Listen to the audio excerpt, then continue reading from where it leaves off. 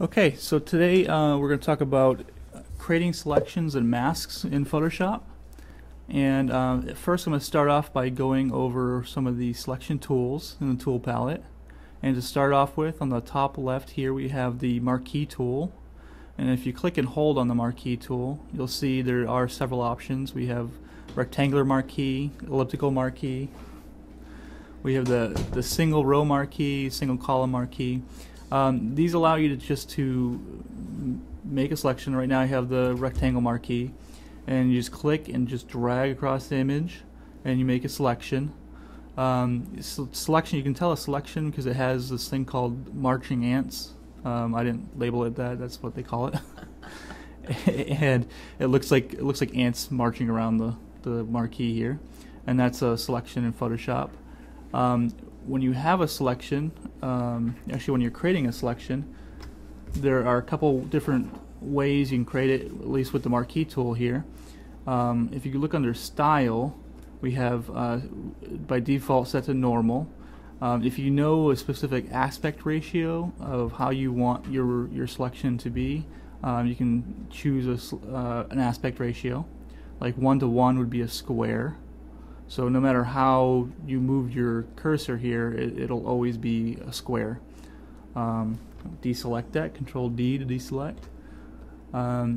So if I chose 2:1, that'd be a rectangle, and I couldn't make that a square if I wanted to because it'll always be a rectangle. Fixed size. If you know you need a specific size for your marquee, then you can set it up here. So no matter, right now it's 125 pixels by 64 pixels, so no matter what I do, it'll always be that size. I can't make it bigger or smaller, it's going to be that size. I'm going to move it back to normal. There's another option up here called feather. I recommend never having feather on here, and I'll show you why. I'm going to make an exaggerated example here. I'll set the feather to like 90, and you can see when I made my selection, it rounded off the corners. That's because it's basically softening the edges. That's what feather does. It softens the edges of your selection. If you hold the shift key down, you can add to a selection. So I'm going to just add to the selection here a couple times. Again, this is an exaggerated example.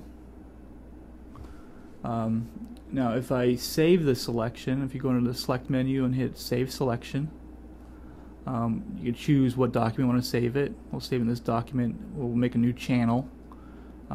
Basically that's all your options. If you already had channels available, they would show up here, but by default it'll have new if there's none available. You can name it if you want. We'll just put feather. Hit OK. Now if I go to my channels palette, we can see the save selection, and this is why I recommend not having feather on your marquee as an option, because every selection you make, the edges are soft. So you might have thought that you were selecting this whole thing and filling the whole thing, like this all was a selection, but really there's tiny little columns in the middle of your selection that's not fully selected, and visually, until you save it, you might not even know that while you're working with it. So I always recommend having feather at 0. So I'm going to go ahead and delete this channel now. Just drag in the trash can, and Control D to deselect. Basically the marquee tool works in the same way. The elliptical marquee tool works in the same way as the rectangular marquee. It's just oval or round. Now if you hold the shift key down with either the rectangular or the oval marquee tool, it'll constrain it to be either a square or a full circle, not an ellipse. You also have the options under here. Single row is just basically 1 pixel all the way across, and then the column is 1 column all the way up or down. Deselect. I'm going to grab the, this is the lasso tool, And with the lasso tool, it allows you to just basically free-form select parts of an image. Now if you want to add to a selection, like I said before, you just hold the shift key down. It allows you to just click and drag and add to that selection. Now if you want to subtract from a selection, you hold the alt key down and click and drag. And you subtract from a selection. Now if you wanted to basically combine two selections and only select where they intersect, you hold the alt and shift key, and you see what happened?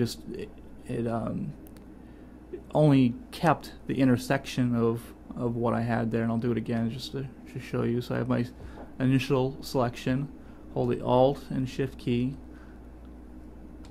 Oh, looks like I didn't hold it right. Hold the alt and shift key, and you can see that it's going to only keep the intersection of those two individual selections right there. Okay, you can Control D to deselect. Again, with the lasso tool, you have a feathering option.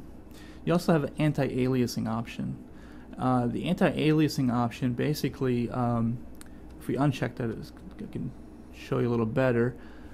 I'll go ahead and save this so I can show you a visual representation. I'll call this aliased. And then I'll make another selection with anti-alias on, and I'll try to kind of do something similar, somewhat similar, and we'll save that as well.